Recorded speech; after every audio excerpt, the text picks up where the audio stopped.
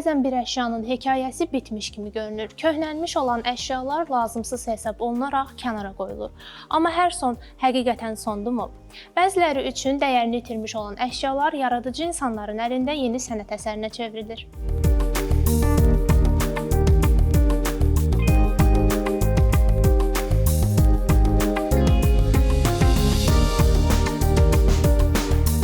İstifadə olunmayan materiallara sənət üçün xam mal ideyası kimi baxmaq fikri necə yarandı sizdə?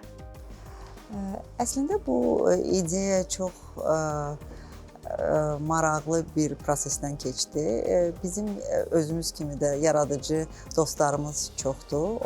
Dostlarımızın birindən belə bir təklif gəldi ki, dünyanın çox yerlərində xalça üzərində rəsmlər çəkirlər. Bəs niyə ki, Azərbaycanda da belə bir layihə olmasın? Amma o göstərdiyi bizə nümunələrdə, yəni insanlar, rəssamlar saf, yəni xalçanın üstündə rəsmlər çəkirdilər. Bizim təşkilatın konsepsiyasına o uyğun deyil idi. Çünki yəni biz özümüz rəsm əsərlərini, sənət əsərlərini qoruyub saxlayırıq, yəni ki, özümüz yaradırıq.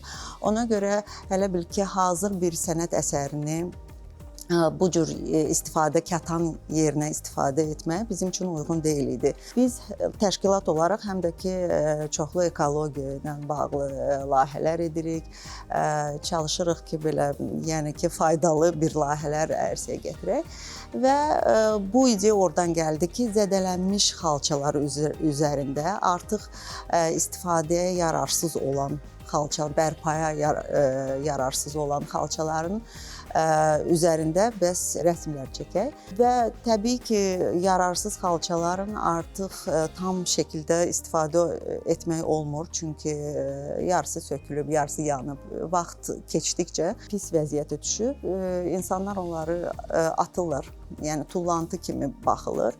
Biz bu tullantılardan bir hissəsini istifadə edərək bu xalçaları üstündə rəsm çəkərək ikinci həyat veririk.